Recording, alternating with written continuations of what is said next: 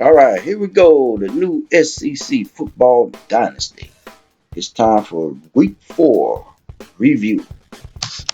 And I'm tell you what, man, did the SEC did our conference get a butt whooping? We lost a bunch of games. I think we only won like 2 games this week. Well, anyway, let's run it down real quickly. Mississippi Tech taking on Middle Tennessee State. The Battle of the Blue Raiders Bowl or something. Anyway, like you said, we were running down the stats. Looking at Middle Tennessee first. And dude got 10 tackles, man. He was playing that night at Lincolnshire. Then we're looking at Masterson, 234 yards. Danger didn't throw for as many yards. Ed Red, he got injured. Masterson didn't run as much as he normally would. Alabama Slim, 11 catches, 169 yards. Couldn't get in the end zone though. And got a couple of pancakes that game. And Yale with 7 tackles. Not bad. All right, now we're looking at the number of first downs, rushing yard, passing yard. Tech won the yard battle for sure. Ace kicker, the kicker, James Rowe, got the MVPs there. Now we got Alabama Tech. Bush did not throw for a whole lot of yards, a couple of touchdowns and an interception. Hodge was the big game rusher this game. Dingle was 73, 2 touchdowns. So Dingle had a heck of a game. He had 4 scores, 2 catches, 2 touchdowns. Live from New York, it's Uh, Saturday night. couldn't get a pancake in that game, and defense did well enough to win. Looking at the stats for the Hurricanes, and turned out to be a pretty good game. Miami tried to make a comeback, but interception, that pick six late in the game, really made a difference. Looking at the first down, Alabama Tech 275-yard rushing, big difference in the game. Dingle MVP, 2 rushing touchdowns, 2 catching touchdowns. Can't get no better than that. Central Tennessee went to Knoxville, take on Tennessee. Barker had a rough game, threw a number of interceptions. West caught seven passes. Couldn't get in the end zone though. So it was just a rough game for the offense. Defense, he had a couple of moments where the defense looked really good. And then there was moments when the defense looked really bad. And that's the story of this game right here. 72-yard rush, 403 yards passing.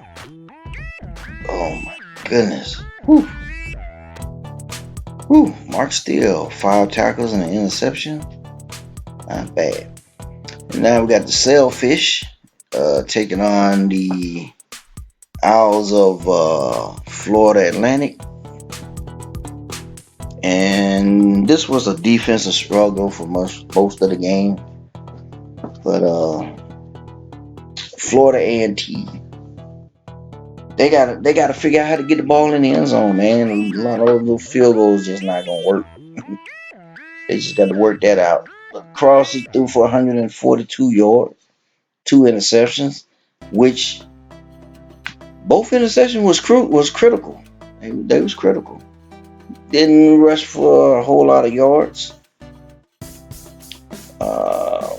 Didn't throw for a whole lot of yards. I mean, it just offense is. Ugh.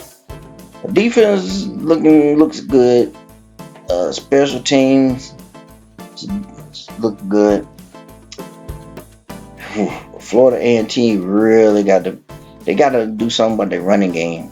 Definitely. When your punter is your player of the game, you got problems. Chills with 10 tackles. And then looking at the this game here. Who saw this one coming? Kentucky Christian and Indiana. Indiana just came out just firing. I mean, it was like, this is Indiana? I said, oh my goodness. And they just ran through Johns and company, the Knights. Only threw for 200 yards and a touchdown. Couldn't really get that running game going. And actually couldn't really get no offense going, to be honest. The first score came from a pick six. Did get a couple of pancakes. Pancakes is rare with our teams so far. Like I said, we got a pick six. Let me see who that. Stu got that. So hey, Casey, you got to figure it out. Then we got Key West State, Florida, and it was another one of those rough games for our offensive team. But it was a rough game for the defense too. I mean, it was 45-10. Like, come on, man.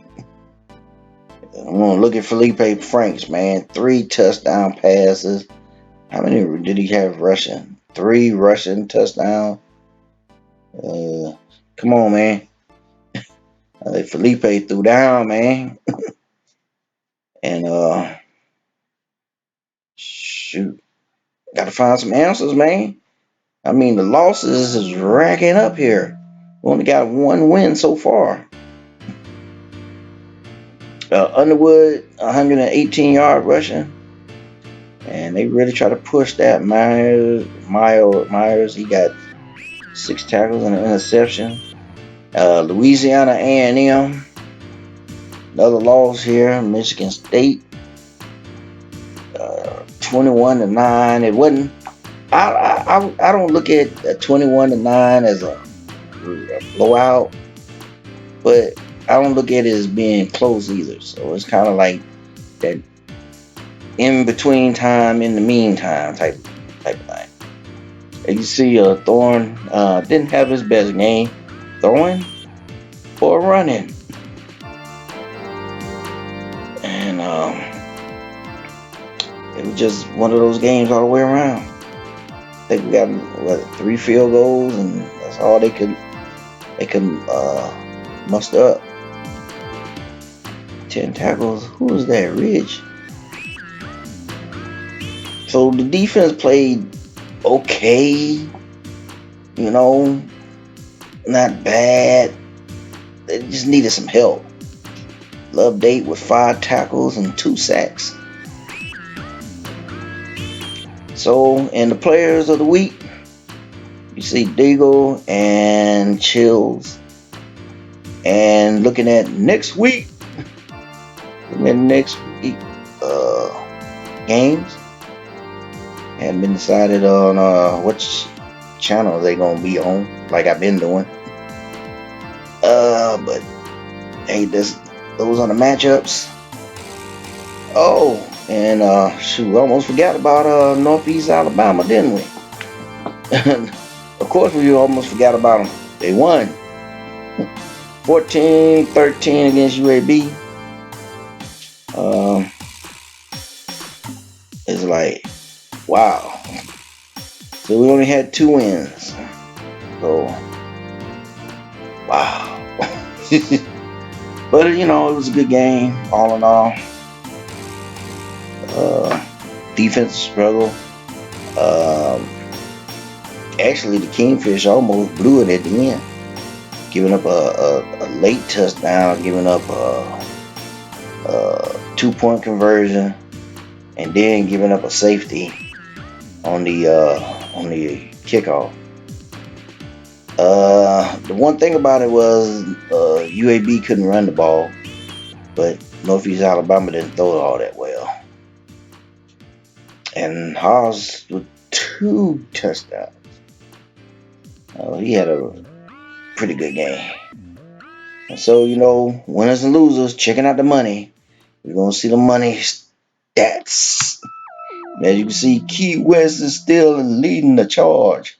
But Mississippi Tech, Louisiana A&M, Northeast Alabama, Alabama Tech, and you can go from there. So, hey, that's it. Thanks for watching. We appreciate you. You have a good one. We'll see you in week 5.